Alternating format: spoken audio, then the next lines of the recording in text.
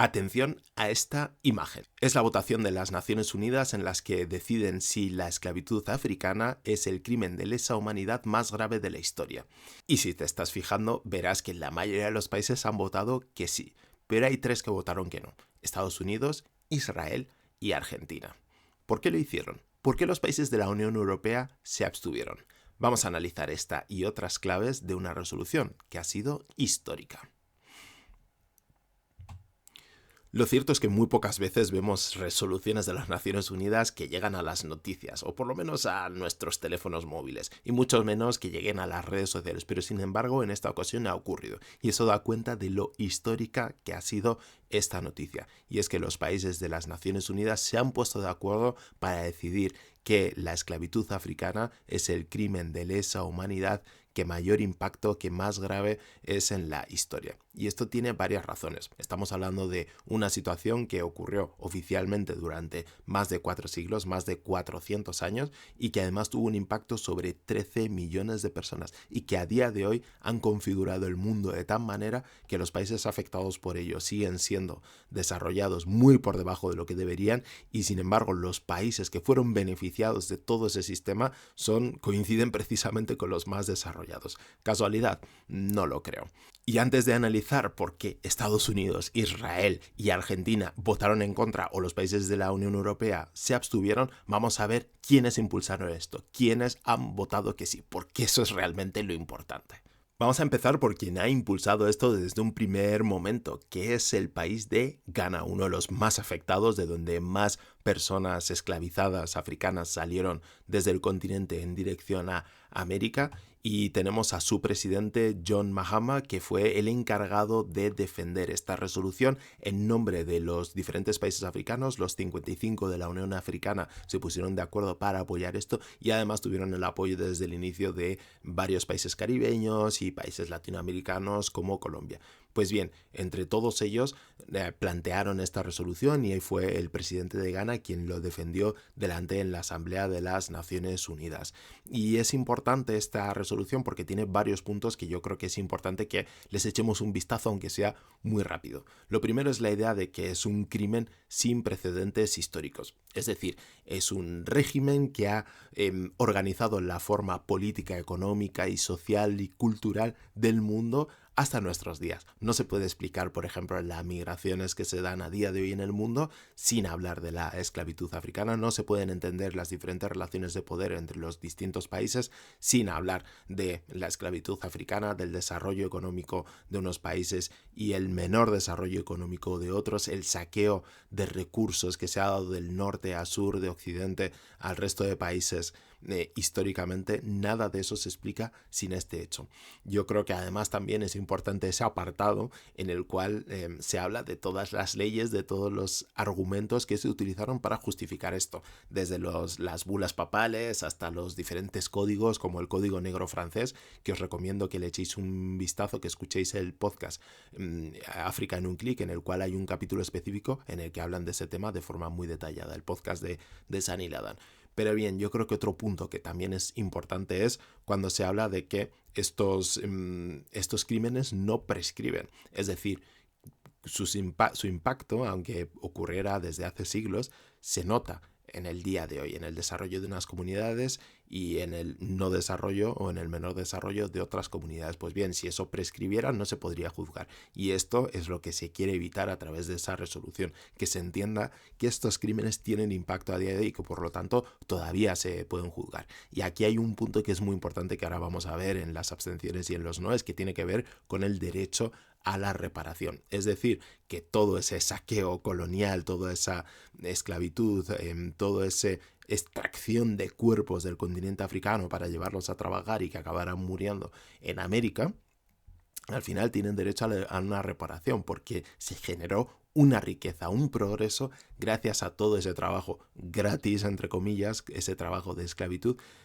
acabó generando una riqueza de la que se han beneficiado todos esos países y de la que por supuesto no se han podido beneficiar todos los países africanos a los que les afectó. Por lo tanto, este tema de la reparación es siempre el más polémico, porque obviamente los países europeos o Estados Unidos no quieren pagar por esos crímenes que han hecho y por las consecuencias económicas y por todo el enriquecimiento que generaron gracias a ello, porque realmente se quedarían sin país literalmente.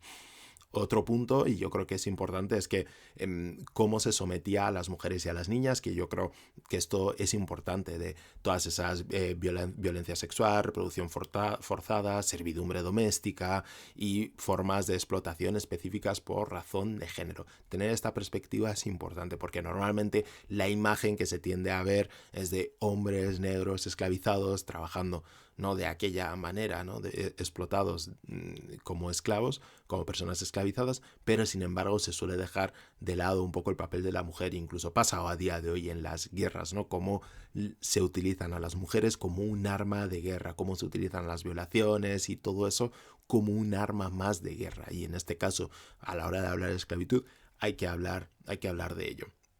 Bien, estas son algunas de las ideas que se trasladan de esta resolución, a la que, repito, ha suscitado un amplio consenso dentro de la Asamblea General de las Naciones Unidas. Vamos a empezar con los países que se abstuvieron. Pues tenemos a los países de la Unión Europea. ¿Y estos por qué se han abstenido? Pues bien, han dado sus motivos y son bastante variopintos, la verdad. Bien, han dado sus... Bien, ¿y por qué se han abstenido los países europeos? Vamos a verlo porque yo creo que es interesante cuanto menos. Ahí tenemos como en una noticia del país han recogido las diferentes posturas de los diferentes países. Los países europeos han esgrimido argumentos jurídicos. Jurídicos. ¿Cuáles son esos argumentos jurídicos? Querréis saber. Bien, para mí la clave es esta. Nos preocupan referencias jurídicas que son o imprecisas o no están en conformidad con el derecho internacional, como una aplicación retroactiva de normas internacionales que no existían en ese momento. Aquí se refieren primero a que con las normas de ahora no se puede juzgar los hechos del pasado, lo cual hay que pensar que si esos hechos se dieron fue porque no había una serie de normas y las que habían no se cumplieron, y sobre todo aquí vuelve a chocar con el tema de las reparaciones, es decir, si ellos no aceptan la responsabilidad implícita que tuvo todo eso en el desarrollo de hoy, si entienden que toda esa legislación, todo ese armamento que se desarrolló les ha beneficiado, es muy difícil que puedan reconocer que después eso requiere una reparación, requiere una devolución de bienes culturales, una reparación económica y todo eso. Obviamente la Unión Europea no va a querer eso. Países como Francia, Reino Unido, España, ¿no?, que muchas veces no se habla de España, Portugal, Países Bajos, todos esos países tuvieron un papel fundamental y se han lucrado, se han enriquecido, se han desarrollado gracias a esa esclavitud africana. Entonces, esto va mucho más allá de argumentos jurídicos, esto va de una humanidad y una reparación de una injusticia histórica. Y luego tenemos el caso de los Estados Unidos, que es que yo creo que además también algo que es importante es señalar cómo... Y luego tenemos que hablar de Estados Unidos, un país que nace en el año 1776 y que ya en ese momento ya existía esa esclavitud, por lo tanto nació ya siendo un país esclavista. De hecho, con sus primeras normas, con sus primeras constituciones, realmente cuando hablaban de los diferentes derechos no estaban pensando en las personas negras a las que ya estaban esclavizando en aquel momento. Y ese desarrollo, esos inicios del desarrollo de Estados Unidos como país no se pueden explicar sin la esclavitud africana y todo ese sistema legal que fueron montando para permitir no solo la esclavitud, sino la segregación que tanto conocemos, ¿no? Ese sistema Jim Crow. Pues bien, obviamente Estados Unidos se ha opuesto a esto, ha votado que no.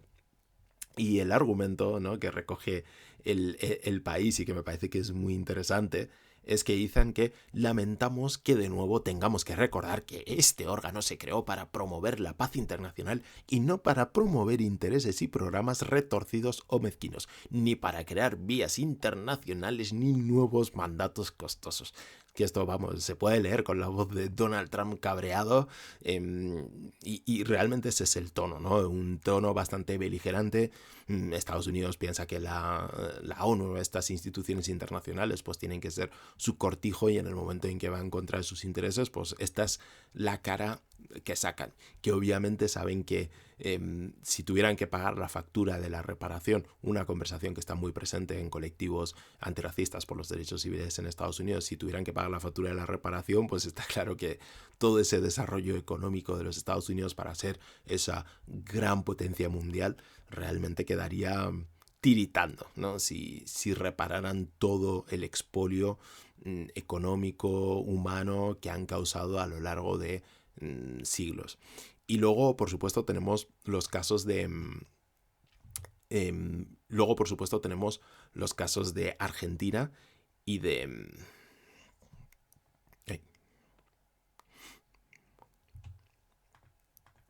¿Y por qué los Estados Unidos han votado en contra?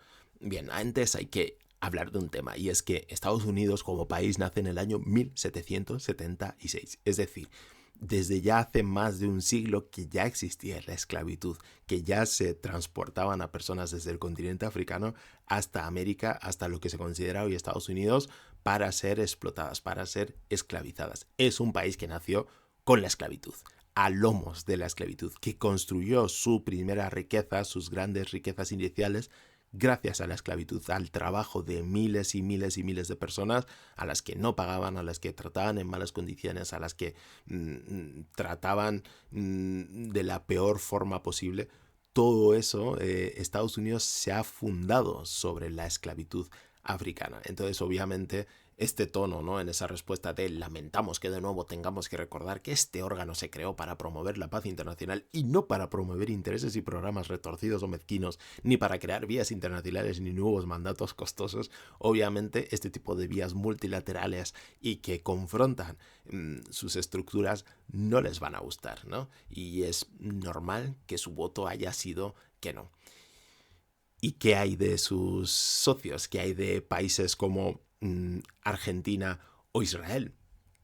Por un lado tenemos a Israel, es el mismo proyecto imperialista, el mismo proyecto sionista, Estados Unidos-Israel, Israel-Estados Unidos. Por lo tanto, siempre van a ir de la mano, necesitan ir de la mano para consolidar ese proyecto imperialista, ese proyecto sionista que tanto nos está afectando en el día de hoy. No se puede explicar todo ese poder que han ido acumulando sin hablar de la esclavitud africana. Entonces, por lo tanto, es muy razonable que Israel vaya de la mano en absolutamente todo con Estados Unidos y viceversa. Y luego tenemos el caso de Argentina, que es particular por dos motivos. El primero, por el hecho de que, por ir a una situación en concreta, hace unos meses Donald Trump le tendió la mano a Javier Milei en un momento en el que política y económicamente Argentina estaba bastante mal, y Donald Trump le dio un préstamo a Argentina, concretamente a Javier Milei, como un apoyo a él. Claro, obviamente eso sumado a esa admiración que tiene Javier Milei a todo lo que tiene que ver con Estados Unidos y con Donald Trump, pues ha hecho que Argentina haga un seguidismo inmediato a las políticas estadounidenses. Y por otro lado tenemos esta idea de que Argentina siempre ha dado la espalda a su diversidad racial. No solo ha dado la espalda, sino que ha excluido, ha exterminado a todas las poblaciones indígenas, poblaciones negras, siempre las ha invisibilizado, siempre ha reivindicado esa historia que tiene más que ver con lo blanco y con lo europeo que con lo indígena y con lo negro. Y por lo tanto es razonable que todo lo que tenga que ver con identificarse dentro de esa esclavitud africana, dentro de esa relación con esas diferentes comunidades racializadas, pues obviamente Argentina no va a querer saber nada de eso. Argentina como institución, como país, como Estado. Y este es el panorama general. Obviamente, un punto que es importante es que esta resolución no es vinculante. Los países no están obligados a acatar y a tomar acciones que estén literalmente determinadas por lo que sale en esa resolución, sino que son como una especie de recomendaciones y un statement, unas palabras de la ONU oficialmente como institución en las que reconoce la esclavitud africana como el crimen de lesa humanidad más grave de toda la historia.